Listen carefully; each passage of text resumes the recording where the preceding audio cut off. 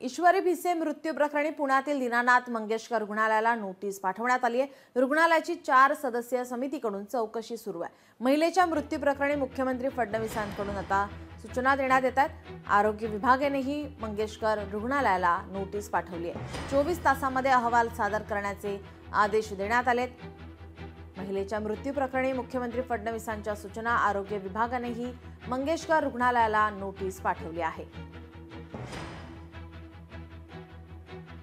आपले प्रतिनिधी अमोल धर्माधिकारी आपल्यासोबत जोडलेले आहेत। अमोल, काय अधिकची माहिती? खरं तर पुणे महानगरपालिकेच्या आरोग्य विभागाने ही नोटीस पाठवलेली आहे। दीनानाथ रुग्णालयाकडून बॉम्बे मेडिकल ऍक्ट कायद्याचे उल्लंघन केल्याचं यामध्ये म्हणण्यात आलेलं आहे आणि त्यामुळे 24 तासाच्या आत याबाबतचा अहवाल द्या असं सुद्धा म्हटलेलं आहे।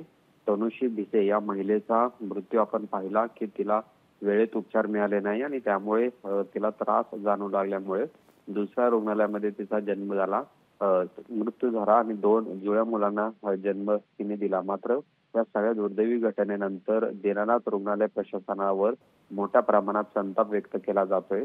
जर त्या महिलेला वेळीच उपचार दीनानाथ रुग्णालयामध्ये दिले असते तर तिचा जीव वाचला असता आणि त्यामुळे आता दीनानाथ रुग्णालय प्रशासनाच्या कारभाराची सुद्धा चौकशी केली जाणार आहे आणि याबाबतचीच नोटीस आहे ती या समितीकडून पाठवण्यात आल्यानंतर आता 24 तासाच्या आत अहवाल देण्याच्या सूचना त्यांना देण्यात आलेल्या आहे आणि त्यामुळे आता आज साधारण दुपारपर्यंत दीनानाथ रुग्णालयाकडून त्यांचा जो अहवाल आहे, जो काल त्यांनी माध्यमांना प्रसारित केला होता, तोच अहवाल आहे तो आता ते या चौकशी समितीला देऊ शकतात। मात्र राज्याच्या उपसंचालक अध्यक्षांच्या वतीने जी समिती नेमलेली आहे 4 सदस्यांची, ती नेमकी कशा पद्धतीने चौकशी करते आणि याबाबत अमोल, तुम्ही आमच्यासोबत असेच जोडलेले राहा। आणखी एक महत्त्वाची बातमी समोर येते।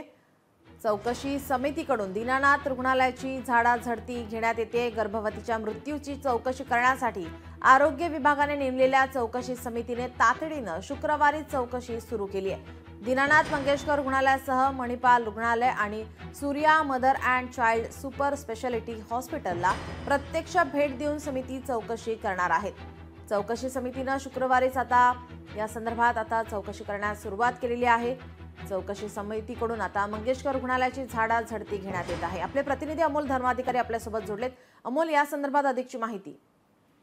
खरं तर काल ज्यावेळेस तातडीने ही समिती गठीत करण्यात आलेली होती त्यानंतर लागलीच दुपारी या 4 सदस्यीय समितीने दीनानाथ रुग्णालयामध्ये जाऊन संपूर्णपणे या प्रकरणाची पडताळणी केलेली आहे। कागदपत्रांची तपासणी केलेली आहे, तिथले सीसीटीव्ही फुटेज आहे ते सुद्धा तपासलेले आहेत आणि महत्वाचं म्हणजे या भिसे कुटुंबियांचा आक्षेप ज्या डॉक्टर घैसास यांच्यावर होता त्यांचा जबाबही यामध्ये नोंदवून घेण्यात आलेला आहे आणि कागदपत्र जी या भिसे कुटुंबियांची होती ती सुद्धा जमा करण्यात आलेली आहेत आणि आता याची तपासणी आहे ती या समितीकडून केली जाईल आणि त्याचा अहवाल आहे तो राज्याच्या आरोग्य विभागाला सुद्धा पाठवला जाणार आहे आणि त्यामुळे आता वेगानं या संपूर्ण तपासीचे चक्र आहेत ते फिरायला लागलेले आहेत आणि लवकरात लवकर दोषींवर कारवाई केली जाईल असं राज्याचे मुख्यमंत्री देवेंद्र फडणवीस यांनी काल सांगितल्यानंतर या चौकशी समितीने काल तातडीने दीनानाथ रुग्णालयाचे जवळपास 4 ते 5 तास चौकशी केलेली आहे आणि त्यांचे जबाब सुद्धा नोंदवून घेतलेले आहेत। जी अमोल, याचे अपडेट आम्ही घेतच राहू। तुर्तास धन्यवाद आपण दिलेल्या माहितीसाठी।